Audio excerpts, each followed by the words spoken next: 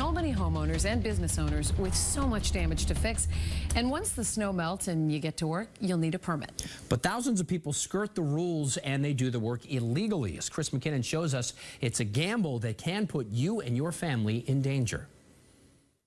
The porch fell. I don't know why. It just fell. Bill McCarthy's life changed forever 3 months ago when the Jamaica Plain porch he was working on collapsed. Another worker was killed. I looked over the edge when I got to my feet and I seen Steve laying on the ground. A tragedy that may have been prevented if the project had the proper permits. Now, there was a repair permit, but the job was structural, which requires a different permit and much closer scrutiny by city building officials. We offer an expertise in construction, in building, that gives an extra set of eyes to make sure things are being built properly. But the I-Team obtained documents that show Boston inspectors wrote 398 violations last year for building without a permit. That's up more than 10% from 2013. How about your life is on the line? Cindy Stumpo, a Newton contractor, says this happens all over the state.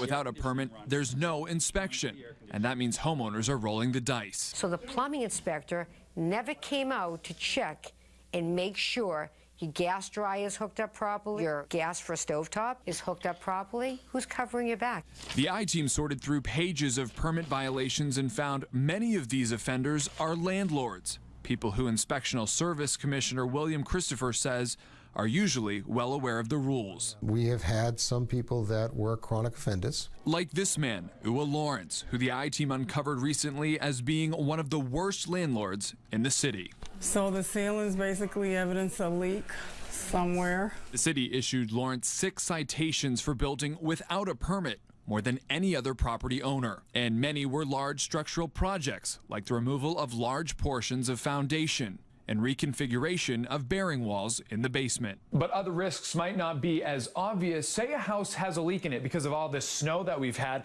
Well, the owner's insurance company might not pay for damage done to areas that were renovated without a permit. You could also have problems selling a house that never got a permit for renovations or an addition. But experts agree safety is the #1 concern. And when it comes to life safety, there are no cutting corners. Something Bill McCarthy learned when he lost his best friend. I'm a mess about all this.